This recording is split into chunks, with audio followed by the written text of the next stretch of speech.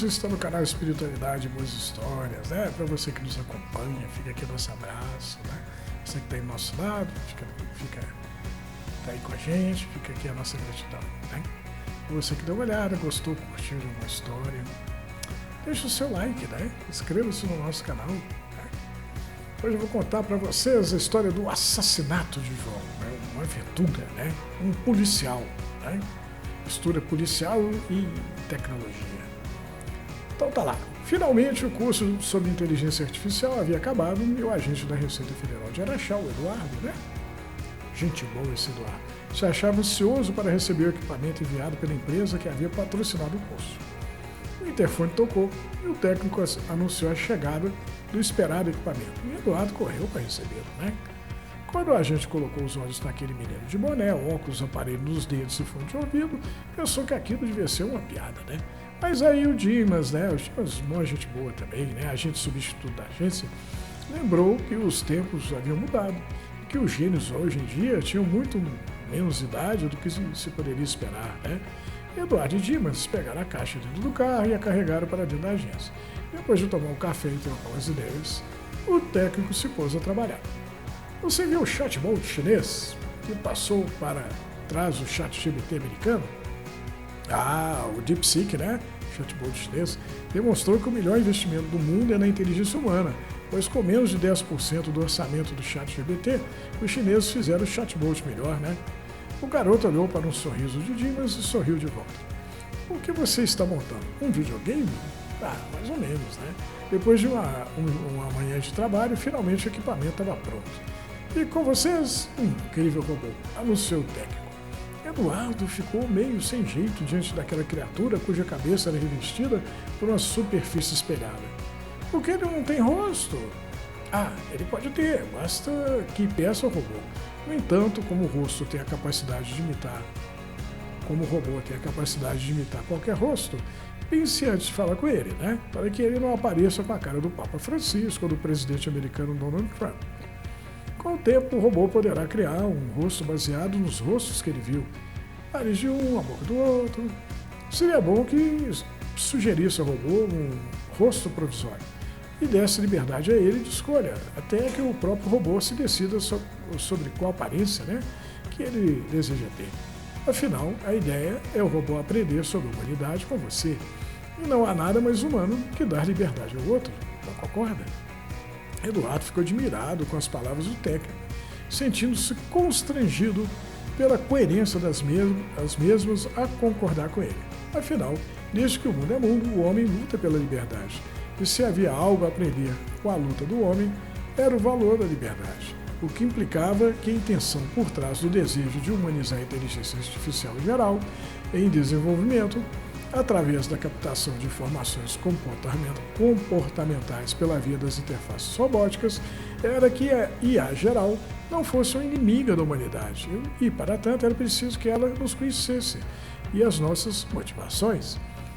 Pensando com seus botões, Eduardo se questionava se a IA geral entenderia certas atitudes humanas, assim como a costumeira guerra que os atendidos na agência costumavam fazer no intuito de intimidar os atendentes, como se fosse possível fazer os débitos fiscais desaparecerem na base do grito.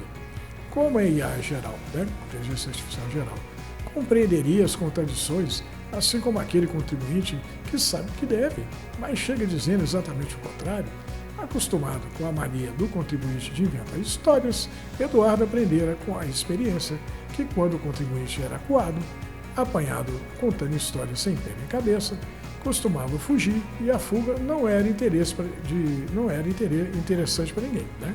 Portanto, Eduardo deixava que o contribuinte dissesse o que desejava sem interrompê-lo, por maiores que fossem os absurdos ditos. E quando o contribuinte silenciava, ele levantava os débitos do dito cujo e informava-os para o contribuinte sem qualquer alarde, mostrando meios de quitá-los, assim como o parcelamento. E boa parte das vezes o contribuinte nessa situação saía satisfeito do atendimento com sua situação fiscal regularizada, sem que houvesse a necessidade de humilhá-lo, jogando na cara, né, que o tempo das historinhas para eu ir dormir havia passado, já que a Receita Federal dispõe de um sistema computacional capaz, por exemplo, de saber de todas as operações bancárias efetuadas no país em tempo real. Quer dizer que o pessoal do projeto Stargate está com medo de criar um monstrinho? A superinteligência virá após a inteligência artificial geral. E ela será mais inteligente que o homem e dará solução para problemas que os homens não dão conta de resolver.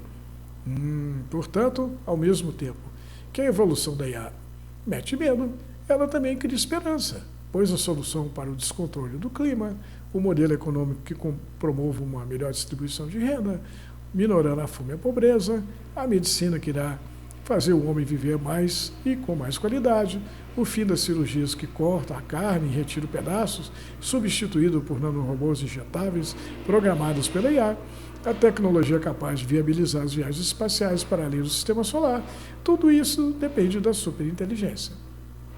O garoto coçou a cabeça. Bom, isso é coisa para o futuro, né? No presente, querem que a IA seja mais humana, porque seu usuário é humano, e quanto mais humano aparecer a IA, mais fácil será o Elon Musk, né?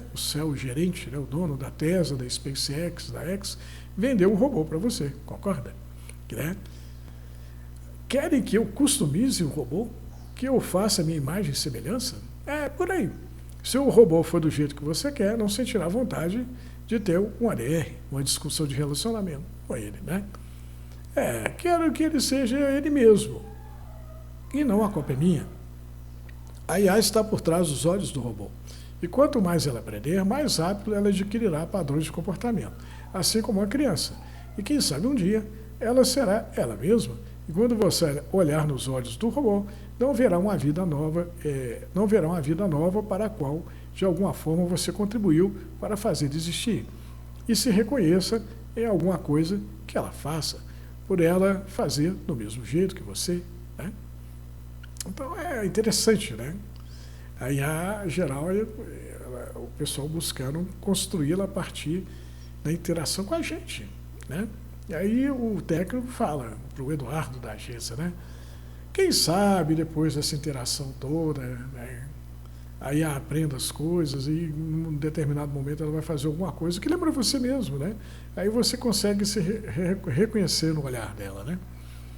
Aí o técnico fala assim, não é assim com pais e filhos? Não que os filhos sejam iguais aos pais, mas não há dúvida que os pais vivem dentro dos filhos. O técnico riu, né? Eu achava, né, que eu e meu pai não tínhamos nada a ver, até que comecei a explicar a ele como funciona o celular. No início, ele mostrou o contrário à ideia, pois estava muito velho, porém, como tinha necessidade de aprender a usar o aparelho, com a questão de segurança e comodidade, aprendeu rapidinho, o que me fez concluir que, na verdade, eu não era tão incrível como pensava, por pegar fácil essa coisa de tecnologia, mas que, na verdade, incrível era o meu pai, que eu tinha em mim, né? A gente encarou o técnico. Você não precisa fazer nada além de ligar o robô no início do expediente e desligá-lo no final. E deixá-lo observar você trabalhando, que quando o robô estiver preparado para trabalhar sozinho, ele o fará. Mas sempre procurando a sua ajuda quando não for capaz de responder um atendimento. O robô é uma máquina obediente e não transporar os limites que estabelecer para ele. Sempre que precisar fazer alguma coisa do atendimento e deseja a colaboração do robô, é só pedir a ele, que o robô fará de tudo para atender o seu pedido. Por que foi escolhido o atendimento da Receita Federal para apresentar o ser humano para a IA geral? Porque é um atendimento espinhoso. Ninguém entra feliz na agência da Receita Federal, pois acredita que vai sair dela com a guia para pagar. O garoto enfiou as duas mãos, cada uma em um dos bolsos da calça. Deve saber melhor do que eu que o bolso é a parte mais sensível do corpo humano. Enquanto a agente de araxa recebia o robô da equipe de atendimento, João, fiscal da Receita Federal uruguaiana, depois de uma longa investigação, finalmente apanhou uma carga de chips contrabandeados destinados ao desenvolvimento da inteligência artificial. Como vai, Luiz Cláudio? Vou bem, João. O que eu posso fazer por você? Eu entrei numa enrascada. O que aconteceu? Eu coloquei a mão numa carga contrabandeada e agora os contrabandistas querem acabar comigo. Drogas, armas, chips. Alguém está tentando desenvolver uma IA geral aqui no Brasil, usando chips contrabandeados. E o que você deseja que eu faça? Estive morando em Araxá antes de entrar para a repressão ao contrabando e o descaminho. Gostaria de voltar, pois acredito que lá será mais difícil dos contrabandistas me acharem. João retornou para Araxá com a ajuda do delegado da Receita de Uberlândia, passando a trabalhar no sistema Homework em uma salinha na agência. O tempo passa e aparece uma velhinha na agência querendo falar com o João. Sou da mesma igreja que o João frequenta e preciso de uma orientação dele para uns problemas fiscais e espirituais que estou tendo. Dimas sorriu para a velhinha. Cabecinha branca, muito magro, usava uma bengala e carregava uma bolsa. Pobre. Se fossem apenas problemas fiscais, talvez eu desse conta de resolvê-los, mas, decididamente, os espirituais não têm nada a ver comigo, né? Dimas, então, foi até a sala de João e explicou a ele o caso. E João, com toda aquela humanidade que lhe é peculiar, pediu a Dimas que trouxesse a velhinha. De volta ao atendimento, após levá-la e deixá-la bem acomodada na sala do João, Dimas chamou o próximo da fila virtual, quando ouviu uma série de estampidos, e saiu correndo até a sala de João, encontrando a velhinha em pé, com o braço estendido e a mão na posição de tiro, uma arma no chão e o corpo de João todo furado a bala em cima da mesa. Como a velhinha não se mexia, Dimas segurou pelo braço, quando percebeu que ela não era humana. O pessoal da Receita Federal de Uberlândia não demorou a chegar. O delegado Luiz Cláudio e Michel, superintendente da 6ª Região Fiscal, irromperam o porta dentro, sendo seguidos pelo Anderson, delegado adjunto de Uberlândia. A Polícia Federal chegou logo atrás. O que aconteceu, Eduardo? Eduardo abriu o melhor sorriso para o Luiz Cláudio. Bom, acho que os contrabandistas não estão muito longe de desenvolverem uma inteligência artificial geral, semelhante à que os americanos estão desenvolvendo, pois a velhinha que atentou contra a vida de João é muito semelhante ao nosso robô. Luiz arregalou os olhos. E onde está o João? Na sala dele. Sem entender o que estava acontecendo, Luiz Cláudio não parava de gesticular. Me leve até lá. Eduardo conduziu o delegado até a sala do fiscal, encontrando o João vivinho, ao lado de um corpo que havia pendido sobre a mesa. Puxa vida, João, se não foi você quem levou os tiros, quem é que foi? João também sorriu. O robô da agência, delegado. O delegado esticou os braços e deu um caloroso abraço em João. Graças a Deus você está vivo. A ideia foi do Michel, né? Que, prevendo um atentado, sugeriu que o robô passasse a usar o meu rosto, e foi dito e feito. Acredito que a polícia vai achar pistas a respeito do paradeiro de quem está por trás do esquema de contrabando de chips, analisando o corpo da velhinha cibernética. Michel também abraçou João, e todos riram aliviados. Foi uma pena a perda do robô da agência, todavia não demorou muito que outra unidade chegasse à agência carregado com todas as memórias da unidade anterior, o que deu a impressão que, na verdade, o robô não havia sido destruído, apenas trocaram de roupa, porque a roupa antiga estragou. Eduardo então meditou a respeito do acontecido, que não éramos muito diferentes do robô, pois um dia haveríamos de desfazer de nossa roupa velha e vestir uma nova, o que demonstrava que o mais importante não é a aparência, mas o que carregamos no coração. Boa história, né? Policial, né? Uma história que se passa aqui na agência da Receita Federal em Araxá, né? Tá o João, né? O João está lá em Uruguaiana, né? Eu imagino como é que o João deve ter recebido essa história, né? A história chama Assassinato de João. Coitado dele, né? Mas é muito legal, né? Você mesmo pensou que tinha sido o João quem havia tomado bala, né? Não foi não. O pessoal inteligente, né? Eles usaram o robô para se passar pelo João. E aí a velhinha eletrônica passou fogo no robô, né? E não, e o João salvou. Né? Muito legal essa história. É uma história de ação, de suspense, né? Vários ingredientes interessantes, que termina com um toque espiritualista, né? Que justificaria essa história entre as histórias que a gente conta, né? Que fala que, na verdade, o nosso corpo, né? O corpo dos robôs, o que vale realmente é o que tem dentro, né? A alma, o espírito, né? E um dia veremos, né, esse corpo vai se desgastando, um dia nós vamos ter que trocá-lo, deixá-lo por aí, né? E vamos pegar corpos novos, adequados para a realidade em que vamos viver, né? O que mostra a sabedoria por trás da criação, né?